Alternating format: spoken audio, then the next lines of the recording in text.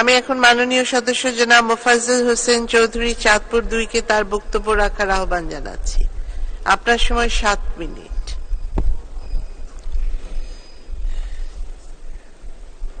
বিসমিল্লাহির রহমানির রহিম। মাননীয় স্পিকার, আপনাকে ধন্যবাদ। একই সঙ্গে টানা চতুর্থবারের মতো এই মহান সংসদে স্পিকার নির্বাচিত হয় আপনাকে আন্তরিক ধন্যবাদ জ্ঞাপন করছি। মাননীয় স্পিকার, মহান সংসদে দাঁড়িয়ে বক্তব্য প্রদানের শুরুতে আমি শ্রদ্ধাভরে স্মরণ করতে চাই হাজার বছরের শ্রেষ্ঠ বাঙালি সোনার বাংলার স্বপ্নদ্রষ্টা জাতিপিতা বঙ্গবন্ধু শেখ মুজিবুর রহমানকে। আমি স্মরণ করতে চাই 1971 সালের মহান মুক্তিযুদ্ধে শহীদ হওয়া 30 লক্ষ অকুতোভয় দেশপ্রেমিককে। আমি স্মরণ করতে চাই মুক্তিযুদ্ধকালে সম্ভ্রম হারানো 2 লক্ষ মা বোনকে। আমি আরো স্মরণ করতে চাই যারা বাংলা ভাষার জন্য, স্বাধীনতার জন্য জীবন উৎসর্গ করেছেন সেই সব বীর শহীদদের। আমি শ্রদ্ধাভরে স্মরণ করতে চাই জাতীয় 4 নেতাকে। মাননীয় স্পিকার, আমি প্রাণ ঢালা অভিনন্দন জানাতে চাই বঙ্গবন্ধুর সুযোগ্য কন্যা, স্মার্ট বাংলাদেশের স্বপ্নদ্রষ্টা, এই দেশের উন্নয়নের চালিকা শক্তি, মানবতার জননী, সফল রাষ্ট্রনায়ক, সংসদ নেতা ও আওয়ামী লীগের সভাপতি জননেত্রী শেখ হাসিনাকে 4 বার এবং এক পর্যায়ে 5মবারের মতো গণপ্রজাতন্ত্রী বাংলাদেশের প্রধানমন্ত্রী নির্বাচিত হওয়ার জন্য আমি তার কাছে আন্তরিকভাবে কৃতজ্ঞতা জানাতে চাই দ্বাদশ জাতীয় সংসদে আওয়ামী লীগের প্রার্থী হিসেবে আমাকে মনোনয়ন দেওয়ার জন্য।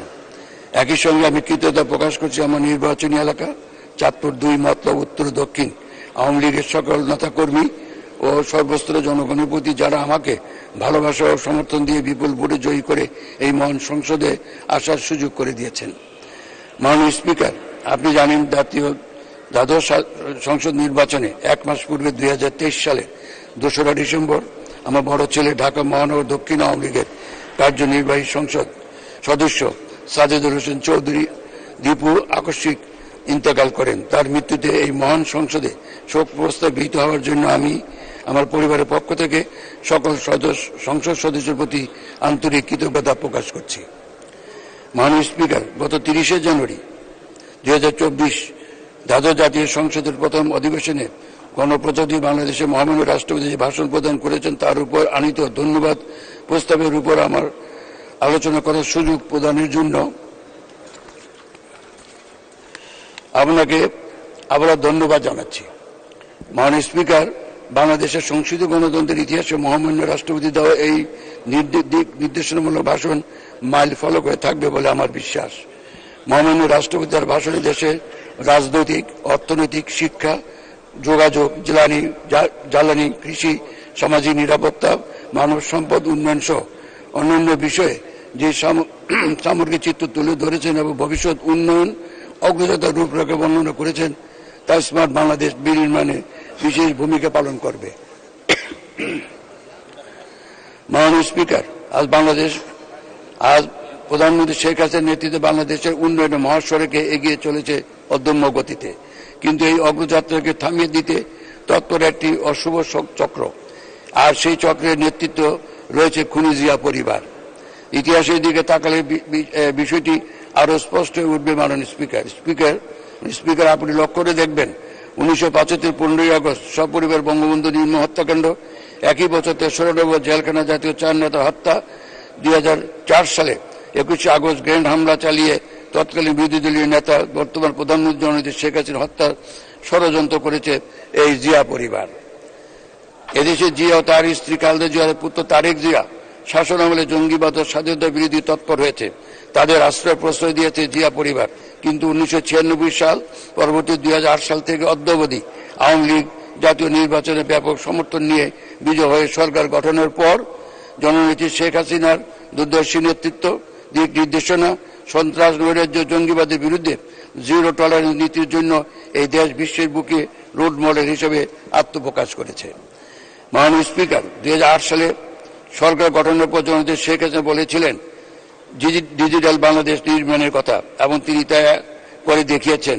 এবার তার লক্ষ্য বাংলাদেশকে স্মার্ট বাংলাদেশ পরিণত করা। আমরা জানি বঙ্গবন্ধুর সুযোগ তার সে স্বপ্ন বাস্তবায়ন করবেন এবং আমরা পাব স্মার্ট বাংলাদেশ।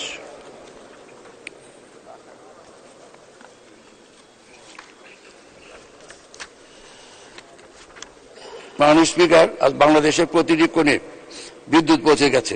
দেশ আজ শতভাগ বিদ্যুতায়নের আওতায় এসেছে। বর্তমান দেশের দৈনিক বিদ্যুৎ উৎপাদন ক্ষমতা 29,727 মেগাওয়াট।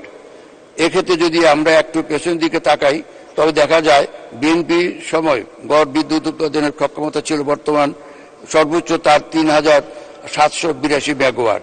এই সময় লোডশেডিং এর যন্ত্রণা নাভিশ্বাস উঠেছিল সাধারণ মানুষের।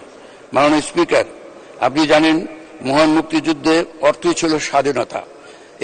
এদেশের সশস্ত্র বাহিনীর সঙ্গে কাঁধে কাঁধে মিলিয়ে যুদ্ধ করেছে বাংলার আপামর জনতা। আজ থেকে 53 বছর আগে সংগঠিত সেই যুদ্ধে যারা অংশগ্রহণ করেছেন তাদের বেশিরভাগের বয়স এখন 70-এর কোঠায় এবং বয়স বৃদ্ধির কারণে তারা অনেকে নানান রোগে আপনারা ভুগছেন। সেই জন্য আমার একটি প্রস্তাব থাকবে যাতে সে সূর্য মুক্তিযুদ্ধের জন্য তাদের ব্যবস্থা করেছে যেমন শেখ হাসিনা, সেটা অত্যন্ত প্রশংসনীয়।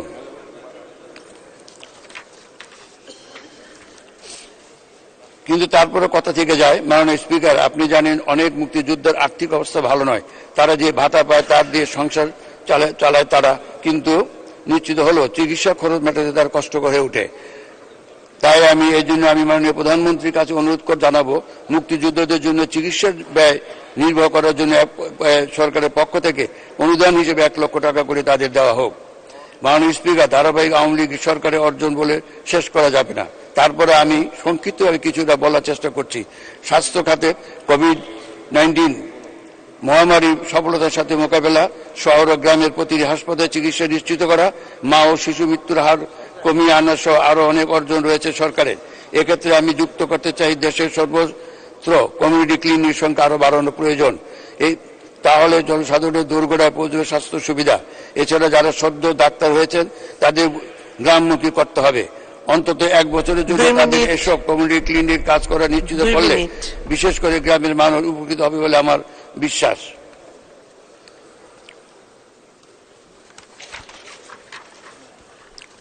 মাননীয় স্পিকার, ধর্মের কল বাতাসে লড়ে না। বিএনপি ও তাদের দোসররা দেশি বিদেশি নানা ষড়যন্ত্র আগুন সন্ত্রাস নৈরাজ্য বিশৃঙ্খলার মধ্য দিয়ে বারবার চেয়েছে সংসদ নির্বাচন প্রতিহত প্রবাহিত করতে, দেশের অরাজকতা সৃষ্টি করতে। তারা চেয়েছিল দ্বাদশ জাতীয় সংসদ নির্বাচন প্রতিহত করতে, কিন্তু আল্লাহর রহমতে সেটা তারা পারে নাই। আওয়ামী লীগের অনমনীয় মনোবল ও জনগণের প্রচুর বিপুল সমর্থনের কারণে তাদের সকল অপচেষ্টা ব্যর্থ হয়েছে। 2024 সালের 7 জানুয়ারি জনগণের স্বতঃস্ফূর্ত অংশগ্রহণের অনুষ্ঠিত হয়েছে অবাধ, স্বচ্ছ ও নিরপেক্ষ জাতীয় নির্বাচন। এই জন্য আমি বিশেষভাবে ধন্যবাদ দিতে চাই আমাদের নির্বাচন কমিশনকে। একই সঙ্গে আমি ধন্যবাদ জানাতে চাই মাননীয় প্রধানমন্ত্রী শেখ হাসিনা তার দৃঢ় মনোবল, সাহসিকতা, সততার জন্য। মাননীয় স্পিকার, জননেত্রী শেখ হাসিনা আজকের কথা চিন্তা করেন না, তার দৃষ্টি থাকে ভবিষ্যতের দিকে। তাই একের পর এক মেগা প্রকল্প বাস্তবায়ন, প্রতিটি সেক্টরে অভূতপূর্ব উন্নয়ন, আন্তর্জাতিক রাজনীতি বাংলাদেশের দৃঢ় অবস্থান প্রতিষ্ঠা, এইসব অসংখ্য সাফল্যের পালক আজ আওয়ামী লীগের সরকারের মুকুটে যুক্ত হয়েছে। বাংলাদেশের ভাবমূর্তি বিশ্বে উজ্জ্বল হয়েছে। আমি প্রত্যাশা করছি মাননীয় প্রধানমন্ত্রী জননেত্রী শেখ হাসিনার নেতৃত্বে দ্রুতই স্মার্ট বাংলাদেশ বাস্তবায়িত হবে।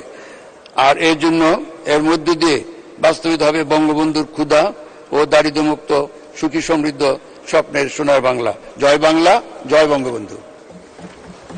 ধন্যবাদ মাননীয় সদস্য। আমি এখন